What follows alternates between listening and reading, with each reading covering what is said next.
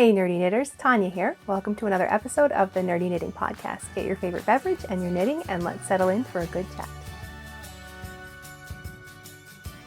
If you've been scrolling through Facebook over the past few weeks, you might have run into pictures of some art installations by Eric Spear. I'll link to his website and Instagram account below. He does wall art that uses recycled materials. He uses a combination of knitting and crochet and other fiber arts to create these really beautiful wall installations. I'll put a picture of one right here so you can see an example of what his work looks like. It's just this beautiful, beautiful design. It looks like coral almost, and just so many textures and things going on. It's really lovely. So if you'd like to learn more about what he does, then you can find those links below. Now, the next thing isn't so much news as a request for your feedback and input. I recently posted on the Nerdy Knitting community page asking for input about a video idea. I thought I would do a video covering all of those confusing knitting instructions, like ending after a wrong side row. Some knitters aren't quite sure what that means and how to decipher that in a pattern. So if you can think of any instructions that you found confusing when you were a new knitter, or instructions you still find confusing,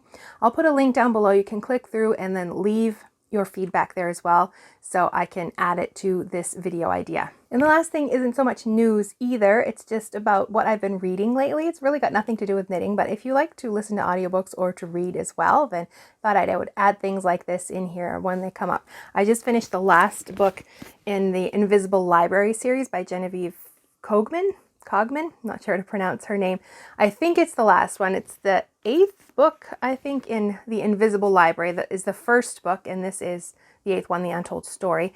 And it does really wrap up all of those storylines. So I'm not sure if she has plans to publish more in the future, but it's sort of a historical fantasy style novel. The main character, Irene Winters, is a librarian, but not a library that we would think of in the current world. It is an interdimensional library that connects all of these alternate worlds. And there's also fantasy elements like dragons and fae, and those affect each of the worlds. Like if there are a lot of dragons, then the world tends to be more orderly, or if there's a lot of fae running things, then it's more chaotic. And the library sort of connects all of these worlds together. And the librarian's job is to hunt down rare books, because each of these worlds has different stories that might not be in other worlds. So they try to hunt down copies of them and put them in this main library. And of course, there's lots of other things going on, and politics and intrigue. And one of the other main characters is a dragon. And then there's one who is based on Sherlock Holmes, but not Sherlock Holmes, and sort of a steampunk Victorian era sort of vibe to these stories. And so it's a really fun story if you like reading, if you like historical fantasy style novels. We have a few knitting questions to address this week. Some are continuing from previous weeks, so you can always go back and watch previous episodes if you'd like to. Like this one right here. Last week we discussed, somebody had a question about how to adjust the wingspan on a shawl to make it longer and not so deep, especially for plus size women or people who just want that long wingspan. Because sometimes shawls can be quite deep, but they don't really wrap around you very well, especially if you're a larger woman. So somebody left a comment about that. We did discuss how to do that, but Joyce left a comment about a book recommendation that she's been using when she needed to design her own shawl patterns. And because I'm a numbers nerd, even though the author says it's for non-mathy people. The books, or the series, is called Shawl Geometry, and there's 3 books in the series by Holly Chase. So I'll put a link for this down below if you want to check that out. Then we have a question from Debbie. She would like to know how to avoid getting a hump in the center back of a crescent or top-down triangle shawl. There's a certain shawl she wants to knit, but she's noticed several examples of the shawl that have a hump. So she's Googled this question a couple of times, but has not found a satisfactory answer. Okay, so what she is talking about, if you've ever knit a top-down triangle shawl, or I think it happens most often probably in a crescent shawl, and you've pinned it out, the cast-on edge, that middle part right where you've cast on your stitches, it doesn't lie straight. Like if you've pinned out your shawl, and you have it going in a straight line, that top edge, but the very center of it, it feels like there's so much fabric there that if you pinned it out the way the fabric is, then you'd have this curve right there. So I think that's what she's referring to, that hump that you can get right there. You can address that by aggressive blocking, depending on the stitch patterns used, especially whatever's used on the edge stitch. If it'll allow you to really stretch that out so you don't get that weird curve right in the center. But you also have to ensure that your edge stitches are giving you enough stretch to allow that. And then there's also how you cast on. If you just cast on 3, 6, 9 stitches directly and start knitting, then you end up with that little weird spot too, which can affect that curvature, but you also end up with like a little dip right there. And this is where you also often see like a garter tab or an I-cord tab. It's just a thing that's used to fill in that gap basically, but that allows you to create a little pocket of fabric right there and then pick up stitches all around it to create the shawl. So it's a good idea to work one of those just to minimize that as well. I'm not sure how much that affects the hump, but it does affect that finished neckline edge. And another thing that you can also try if you're concerned about that hump in that area is to go down a needle size. Whatever needle size you're planning to use for the shawl itself, go down a size and just for like 1 or 2 inches, probably 2 inches, just in that very beginning part of the crescent shawl, and then go up to your main needle size and just continue working, and that will minimize some of the bulk that you get there. So I think if you combine some of those things, then it will probably be the best thing for getting rid of that hump. And I know if you've probably seen it, if you go look at pictures of people's shawls pinned out and that top edge, if it's not straight and where it curves up, a lot of people will pin it so it has that curve, which looks odd to me. I want that edge to be straight, but if you've ever knit one of those, then you probably run into that. So aggressive blocking, making sure that your edge stitches allow you to really stretch it really far, and using a tab, cast on method, garter tab, I-cord tab, anything can be turned into a little tab. The method really is interchangeable with stitch patterns. And then going down 1 size on your needles just for the first 2 inches, and then going back to your normal needle size. And those should diminish that hump that you can get. And then Madeline had a question. I just picked up knitting over the last month, and since I have no knitting friends, I've turned to YouTube for knitting related things to watch or listen to while knitting, and I have to say that I've been very much enjoying your podcast. Thank you for your hard work. I wanted to ask you, as a new knitter with no face-to-face instructor available to me in my area, do you recommend the TKGA's Basics course? I don't particularly have any interest in attempting the Master Knitter certification, but I wonder if the Basics course would be a good idea for me, as I can see myself enjoying knitting for a long time and don't want to get into less than excellent habits with my knitting, if that makes sense. I do highly recommend the Basics course. TKGA, the Knitting Guild Association, offers their Masters in Hand Knitting program, and they also have other programs that are like full on 3 levels, lots of, like, it'll take you a long time to complete all of them. Then they also have smaller courses, and that's one of the courses they offer is called the Basics. It's taught by Arenda Holiday. She is like the CEO, or I don't know what her title is, editor of the magazine and sort of the head of it's a nonprofit organization. But so she teaches this. It's like by email, but also through the mail. And there are 3 levels, but it's very small compared to like the Master Hand Knitting program. And I do highly recommend it, even if you don't have any other plans to take any other courses. It's just a really great foundational course. Now, I went back through my materials so I could refresh my memory, because it's been a few years since I've done that course. So it covers telling the difference between the cast on and bind off edges, a lot of different increases and decreases, how to work them properly, and where to place them. Something that's useful to know, because sometimes patterns don't tell you where to place your increases or decreases. Measuring for gauge, and techniques for improving your tension in different stitch patterns. So how it's set up is, after you purchase the course, the first level is there's a few files that are emailed to you. It'll be like an introductory letter and two documents, I think, for each lesson. There's 3 lessons altogether. So with your first lesson, you'll get that introductory letter, and then like a reference materials document, and then another document that has your swatch instructions and some questions to answer.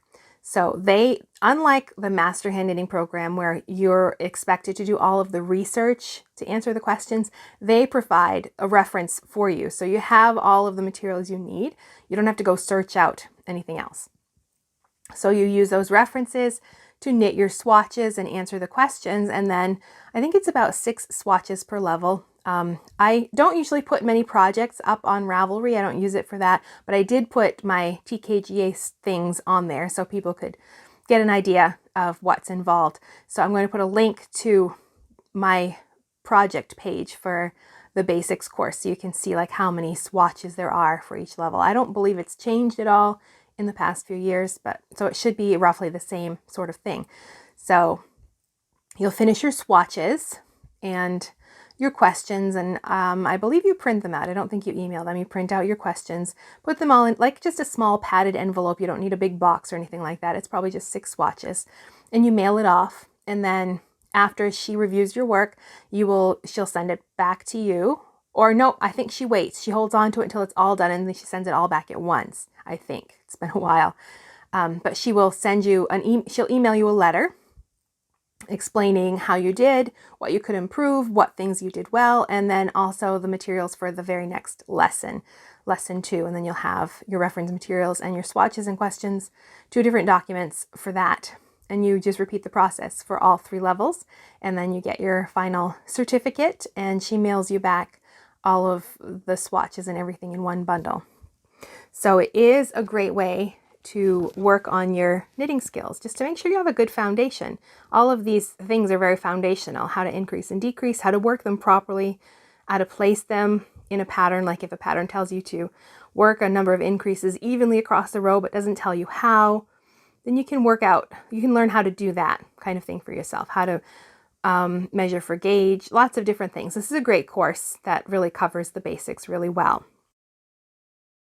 That's all the questions for the week, so let's get into our knitting discussion. We have been discussing plant fibers last week, and we've done animal fibers, and we have this week and I think one more week to cover another plant fiber, and then we'll move into some discussion about synthetic fibers. So this week we're going to look at hemp yarn, something that is not so common as something like cotton or linen, or even bamboo, which we discussed last week. Okay, so hemp fabric date as far back as 800 BC in Asia, where hemp fabric was common for everyday use. Along with fabric, it was used to make rope, twine, sandals, shoes, and shrouds.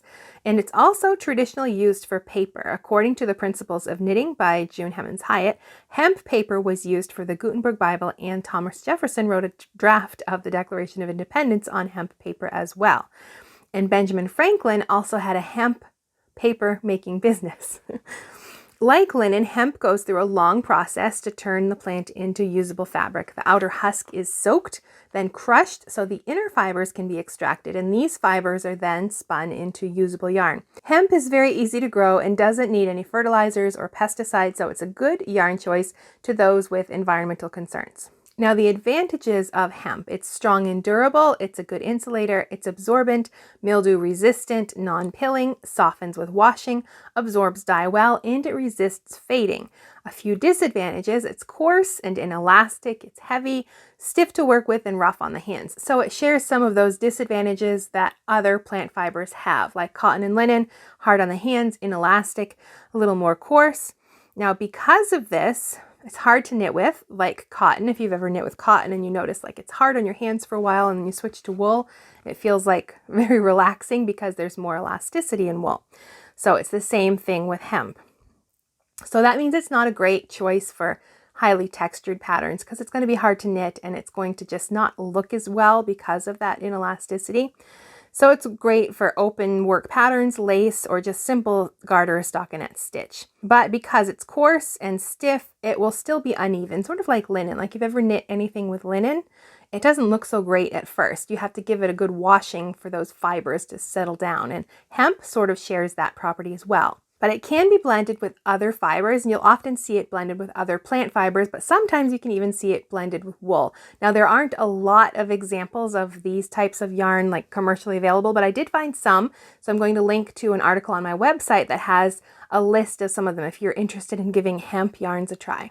Before I share what I've been knitting, I just want to talk about our sponsor for the week, which is Knit Picks. They are still having their 20% off fixed circular needle sale, if that is something that interests you. It's always nice to have a few sets of fixed circulars for those projects. I like them when it's a project that I'll be traveling with, so I don't have to take my really nice interchangeables with me just in case something happens.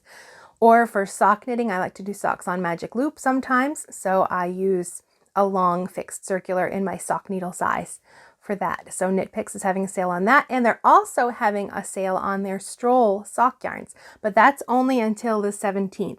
But you can save up to 60% on Stroll Tonal, their mini packs, their hand painted, Stroll Tweed, and Stroll Gradient. Stroll is a great sock yarn. I use it a lot. It comes in a lot of really vibrant, fun colors. But I don't think their solids are on sale, just all of the other packs. Their hand painted are really nice, and I had a set of their minis that I used for some socks, and really nice yarns. So if you're looking for some sock yarn to add to your stash, then go to Knit Picks and check out their Stroll line for 60% off. Now, what I've been knitting, my master knitting things are all finished. I just finished today of recording. I finished printing out the pattern for the sweater, and I just ordered some pictures. We have to include pictures of the garments, our final garments, on somebody. So I had well, the sweater was for my daughter, and I had her put the hat on as well. So I got some pictures of both of those. I'll put a few right here so you can see them. But so I have them sent off to Walmart to get some photos made so I can add the photos to the binder. And that's the last thing to put in there. And I have to put some tags on my projects. And then that is it. It's ready to go in the mail. So I have to contact them, and they'll tell me who to mail it to first, because it has to go to, I think, 3 different people on the committee. 3 different people will review everything. So it's going to be quite a few, probably a couple months at least, before I get my box back. But it is Easter weekend. I'm not sure if the post office is closed or open on Friday or Monday. So I might be waiting till next Tuesday to get that in the mail, but everything's finished. I just have to wait for those pictures. I got to pick them up tomorrow, and then I can get everything boxed up and ready to go. So I'm really excited about that is finally ready to send out the door, and I can take a break from that and just do designing and knitting. And the sad thing is I'm already thinking about what I'd like to do next. I should just take a break, I know, but TKGA also offers designing course that is sort of split. It's split into 3 levels, like the Master Hand Knitting course. And I'm considering taking that. I have designed, well, some things personally, of course, and I've sold a few different things and small few things here on YouTube, and some designs for other publications. I've had one published in Cast On magazine and a few things on Knitty. Another one from Knitty coming out in June, and another one for Cast On coming out in the fall, and one for Interweave Press, Interweave Knits, coming out in the fall. So I've done a few. I'm not saying all that to brag, but I've done some designing, but mostly for, well, just for accessories, because the biggest thing in my way, I guess, the block in my road would be grading garments. Like I can design and knit a sweater from scratch in one size. I mean, I've done it for my master's program, and I can do that. That's no problem. But for those who aren't aware, what grading means is taking that one size and then turning it into multiple sizes. Like a lot of patterns now go up to 9 or even up to 12 different sizes.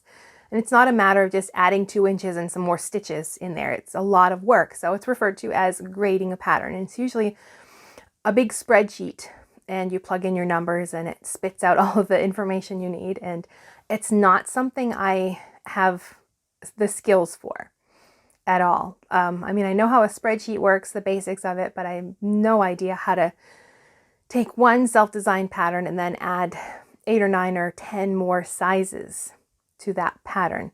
I could probably figure it out one size at a time, but that would take so much time. That's why designers use spreadsheets, to figure all of this stuff out for them. But there are some courses I found online. They're not cheap. They're pretty expensive. There's one on Craftsy, but it's sort of an introductory thing, and it doesn't give you the final spreadsheet. It just tells you where to look for the numbers and how to set one up. But I would like a program that showed me exactly how to do this. And there are some out there. they're expensive. I've seen a few like in the $400 range. And of course, there's other things involved with designing, choosing your yarn, choosing the needle size, making sure you have the right kind of fabric. And there's just so much that goes into it. So I know grading is the big thing that I'm wondering about doing, because I would like to do more designs. I'd like to design garments, but I don't have the skills for that yet. But there's all the other skills as well for designing and knitting for publications or self-publishing. And I'm sort of learning as I go.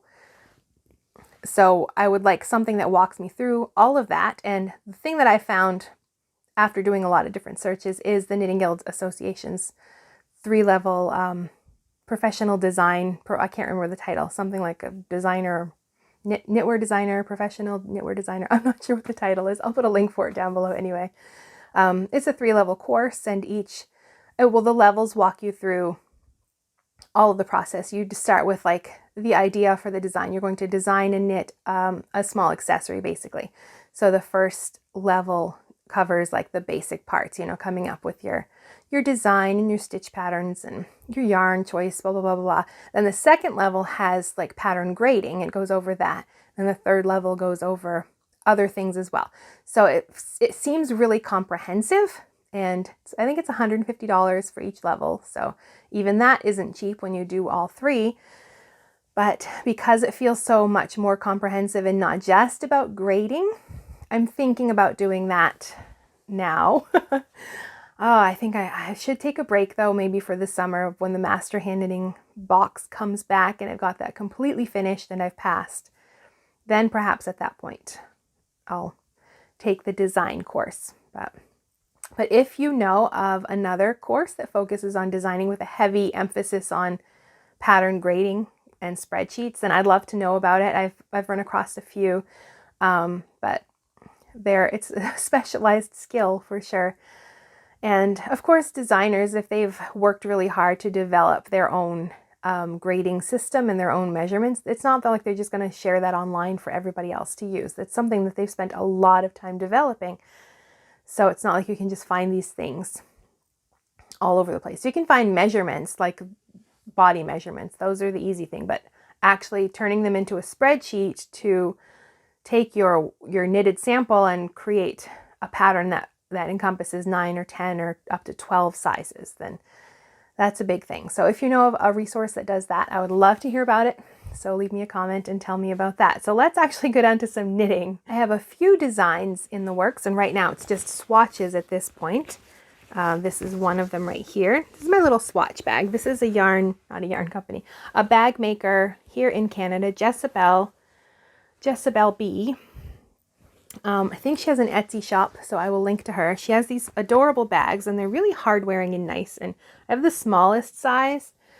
There we go. You can see that better. But she's got larger ones as well that will hold like a whole sweater. But I use this. This is my swatch bag. When I'm swatching for designs, I use this. So the first design is, there's just the swatch for it right now. It's got an I-cord edge, braid cables on either side, and then this really pretty, well, I think it's pretty. It's got a few cables in there and big sections of eyelet mesh. So this is just a swatch for, I think, just a plain rectangular wrap. I like rectangular wraps. I just think they're easier to wear than triangles and crescents, so they're my preference for like a shawl shape. And they're easy to knit too once you've got your stitch patterns established. It's just straight knitting. So this is the swatch that I worked out. I'm submitting this design to Knit Picks for one of their design calls, and we'll see if they accept that. If they don't, then I can always submit it somewhere else. And I have another little swatch for another cable wrap. I know I've got a thing for cable wraps lately, I guess. This one, I did something a bit different over here. I did sort of a mistake stitch, or a mistake rib, which is sort of an offset rib pattern. So I did that for an edge stitch over here. I don't know if you can really see that. Oh yeah. And I kind of like how that looks. It's sort of garter-like, but not quite. But it has the same sort of stretchiness that garter does. So kind of like that for an edging. I was testing that out. And this one is going to have sort of an all-over, just wavy cables. And then I think probably flanked by a large braid on either side. Just have one on here just to test it out and see. But that's another thing I'm thinking about, another cable wrap.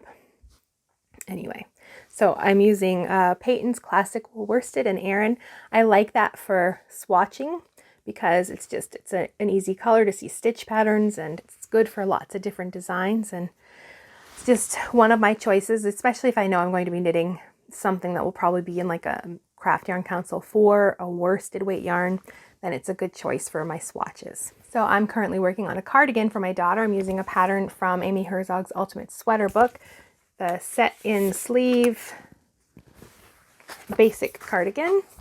So all of these patterns, there are 2 for every shape, I guess. So this is a set in sleeve shape. There's a pullover and a cardigan, and she's got drop shoulder, raglan, yoke, I think. So it's got all of those basic patterns and 12 different sizes and 3 different yarn weights.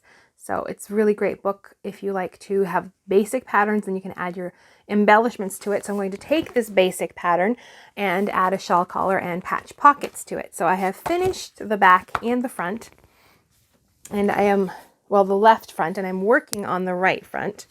I'm almost ready to start my neckline shaping, and it does have that read all the instructions before you start, because you have to do the neckline and the armhole at the same time. So I'm going to stop and record that so I can do a video about how that works. So the left is done. This is the right, just about ready for the shaping. The left, I read the instructions wrong. I read them all. And then as you're increasing for the neckline, I think it was like every 4 rows, or not, you decreasing, you're not increasing, you're decreasing. And you're decreasing every 4 rows. And I was decreasing every right side row instead of every other right side row. So goodness, I was almost to like the bind off for the armhole. I had to rip out the whole armhole and do that all again because I had not read it correctly. But otherwise, it's working out really well. So there's the back, and the sides are curling in. So last week I mentioned how I wasn't quite sure how I was going to seam this up, because all of the cardigans I've knit, I've done in a wool or an animal fiber yarn, which I could hand wash and then pin out, and that would be flat so I could seam them up. But with an acrylic, they're machine washable and dryable. I'm using an 100% acrylic. It's Knit Picks Brava Sport Weight. But if I just put it in the washer and dryer, it's just going to curl right up anyway. That's not going to do anything to it. So my choices, I thought, would be to like get it wet and pin it out and hope that would be enough to keep it from curling up so I could seam it. Or I could steam it, which I've always assumed that if you steam an acrylic yarn, that you're sort of not blocking it, but you're setting the stitches. And I wasn't so sure I wanted to do that, because I mean, I could do that after the whole garment's finished and seamed, then I wouldn't mind doing that, I would think. But I don't want to like permanently damage or even permanently put them into a place that they're not going to be after the garment is seamed. I wasn't sure how that would work, because you can melt, like, I mean, because it's a sort of just a plastic. So like if you took an iron and just pressed it right on an acrylic sweater, it's going to melt the fibers. And of course you don't want to do that. So I had a lot of great comments about that though. Last week, Emily said that she's only used acrylics and she's had a little success with washing and pinning flat. She's also tried rolling the opposite way, securing with a few clips, then wetting and drying in the roll. That works best in winter when you can lay it on a radiator, but sometimes it takes a while for the yarn to dry and then it can start to smell.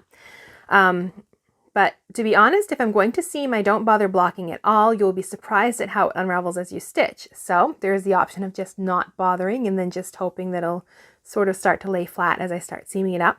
Then Rhonda says that she does steam block her acrylic projects all the time. It does not kill it. That was the term I was thinking of. I always heard that if you steam it, that it kills the fibers so they won't move again. So what she does, I pin it with the wrong side up, use a spray bottle to dampen it, and then steam. Just don't touch the steamer nozzle to the yarn. And then Adina, she says that she hand washes the acrylic pieces, then lays them flat to dry, and that uncurls them enough to make it easier to sew together. So still, I guess there's choices here. I can skip it all together, like Emily recommends, and then just see how it will uncurl as I use mattress stitch to seam it up. Rhonda says I can steam it. I'm still nervous of that. I know you recommend it, Rhonda, but I'm nervous. And then Adina says that you can just get it wet and then pin it out. So the lazy part of me thinks I'm just going to try sewing it without doing anything. That's the easiest thing to do. I don't have to get out the blocking mats. I don't have to wet it and pin it down and all of that. So the lazy part is probably winning at this point. And then of course, if I really hate doing it, then I can stop and get it wet and pin it out, or try steaming it. I don't know, that makes me nervous for some reason. I don't want to hurt this sweater before it's finished. So anyway, it's coming along. I should be finished the front probably this week, and then I can start on the sleeves, which I probably will do 2 at a time, so I can move right through them. And while I'm doing them, I might start on the seaming, because I think you start with the shoulders first anyway, and then I'd have to set in the sleeves before I do the sides. So we'll see. At that point, when I'm working on the sleeves, I can make my final decision. So if anybody else has any thoughts or feedback, if you've steamed your acrylic yarns, I would like to know how that worked out for you. I'm very curious about that. I think I'm going to have some yarn left over, so I think I might knit a few swatches and do sort of a practice with them, like leave like one as the control swatch, a little science experiment. Throw one in the washer and then pin it out, maybe wash and dry one and then steam one. I don't know, maybe I'll take all the different blocking methods and try them on acrylic and then see which one I like the best. So anyway, if you've tried steaming acrylic, I'd love to know how that worked for you. Okay, the next thing on my needles is a triangle shawl. All right, so this shawl uses Gauge Dye Works, their Whiskey in a Teacup colorway on their 2-ply fingering yarn. Oh, I'm upside down. Let me turn you around. So I'm done with all of the colors. It's very rumpled looking right now. Every time the color changed, I switched to a different stitch pattern. I had 4 basic stitch patterns. You can see a lot of stockinette in there, some garter stitch, and then some eyelets and a little textured section. Then I just repeated all of those, and now I'm on this final gray section, and I'm going to rip it back. Well, so far, I do like the eyelet, and I like the textured, but I thought I was using my instructions that I've done for the top-down shawl, which I don't have behind me today, and just sort of modified those. But this has taken, the section on here has taken less yarn than on the top-down triangle shawl. So I need to figure out what stitch patterns to use, because I have more yarn than I thought I would when I got to this section. So I'm trying to decide if I just want a larger section of textured stitches, or right now I've got another eyelet there, and then I could repeat all the texture and then another eyelet and then a picot bind off. So I'm not quite decided what to do there. So if you want to share, like give me your opinion right now, I'm considering, so this is what I'm considering, either taking out that eyelet altogether and then just continuing in this textured fabric for the whole section of gray, and then finishing with the eyelet and then the picot edge, or keep it the way it is now, or I've got an eyelet there, and then continue this again on the other side of the eyelet before doing another eyelet and picot edge.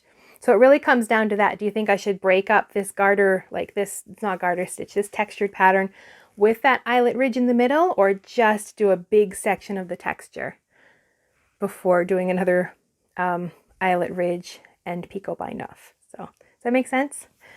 Or if you got another idea for me, but it has to be something simple that can be done over an odd number of stitches, because the way this pattern works is you don't have to have the same stitch count as me, because you might not use this particular yarn, but you might want to do something with colors. You could be using stash yarn or something else. So by the time you got to this larger section, which will take one 100-gram skein, then you might not have the same number of stitches, but you should at least have the same amount of yarn. So does that make sense? This is getting more complicated than I thought it would be, but it's coming along. I'm just working out this last section, and the The top-down triangle version of this is going to be coming out in June. So if you like the idea of the color adventure where you're switching colors and switching stitch patterns, then keep an eye out for that. And one more project on my needles using Jamieson and Smith, their 2-ply jumper weight yarn in this really pretty mossy green color. I'm knitting some convertible fingerless mitts for my father-in-law. I've just finished the gusset increases right there, so I just have to get them on waste yarn and finish off the mitt, but it's looking good, coming along nicely. It's a very woolly yarn. It's a bit scratchy, not terrible, but I want hard wearing Mittens because he's out, you know, shoveling and snow blowing and all of that stuff. So I used, don't know if it's going to show up on there, tubular cast on for this. I wanted a little nicely finished edge, but what I did was I finished it flat, or I worked on it flat because it's kind of, I don't know, it's fussy in the round. So I did it flat and then a couple rows of the tubular. So I've got this here, but then I'm just going to use my yarn tail to close that up. So that's a tip if you like to try the tubular cast on, but you don't really want to work it in the round. Do it flat and then start working in the round, and you can just use your tail to close it up. The only issue I have right now is the method I used calls for casting on with your main color, but also you tie it together with like a contrast color, and then that's the row that you take out along the bottom. But I knotted them together and now it's kind of tight, so I've got to like get a needle out and try to pull that apart so I can actually weave in the end. But the first mitten's done, and it's a sort of a self-drafted pattern. I'm using the instructions from the Mitten Handbook by Mary Scott Huff. It's on my shelf. I don't have it right here with me right now. And I don't want to get up and get it because I have to take off my microphone and all that stuff. So it's a really great book anyway, and I discussed it, I think, in last week's episode or the week before. So I'm using like just basic instructions from that, and I'm going to turn them into convertible mitts. So first of all, I'll get both fingerless mitts done first, and then I think I'm going to explore my options for, there's a few different ways to do the convertible top on a mitten. So I'm going to decide on the one I want to use, and then I'll probably do a tutorial video on, well, showing the one I'm going to use. And then you could sort of apply it. I want to show you how to apply it to any pair of fingerless mittens. So if you have a favorite fingerless mitten pattern and you'd like to convert it so you can get that convertible top, then I'll walk you through how to do that with that anyway. So it's coming along really good. The first one is almost done. I should have this done pretty soon and then cast on for the second one.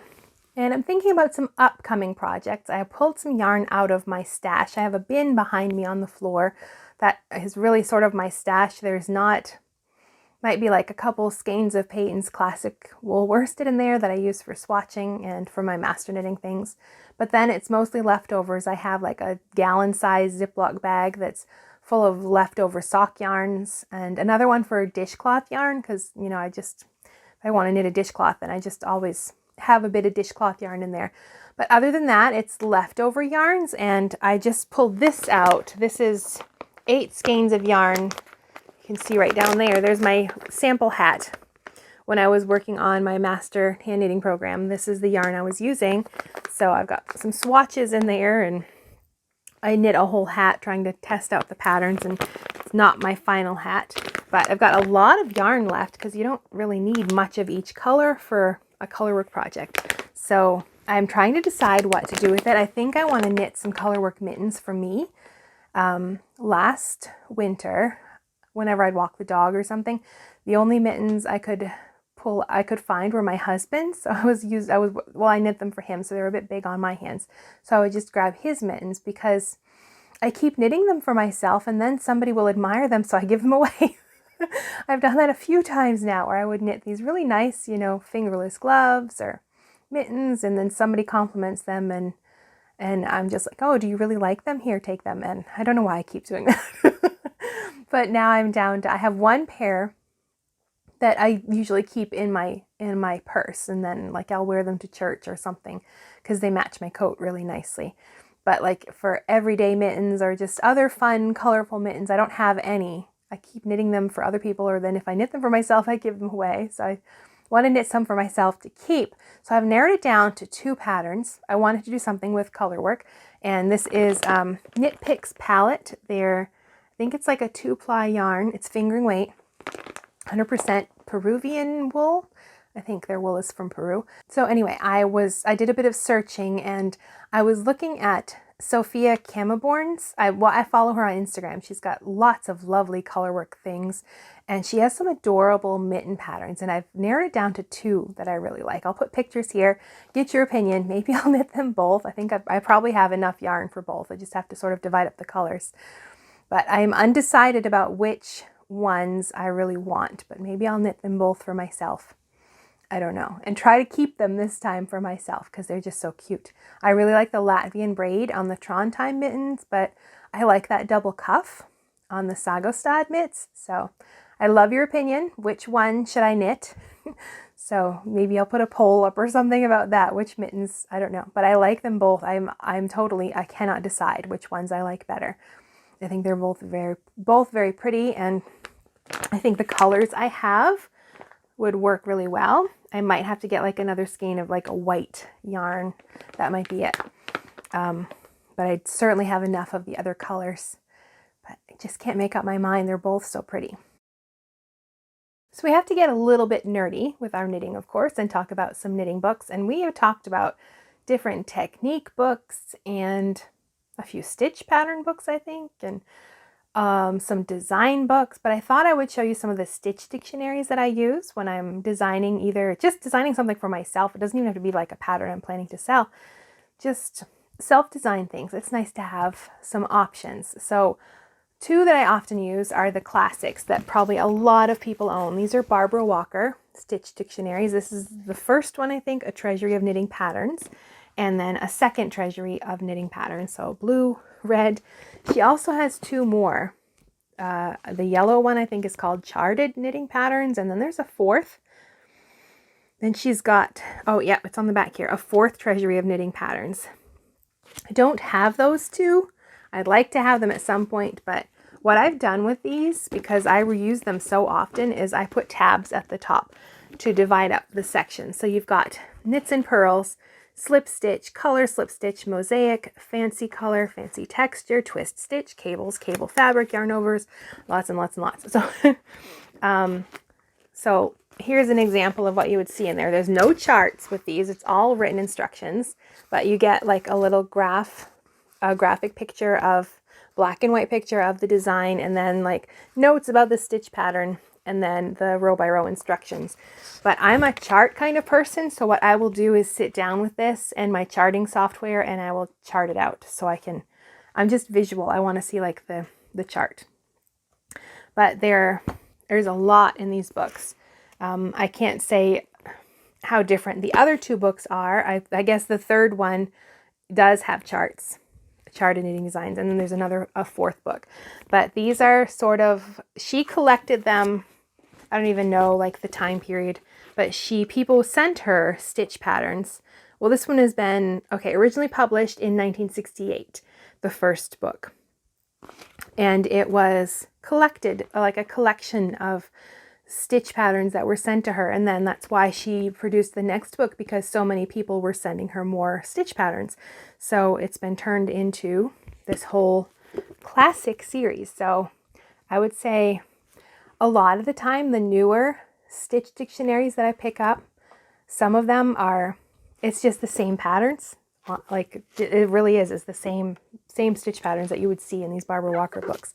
And there are so many. There's lots and lots of stitch patterns, and lots of different, same one, knit purl, ribbing, color change, slip stitch, twisted stitch, fancy texture, cables, lace, eyelets, yarn overs. Those are all the different categories you'll see in these books.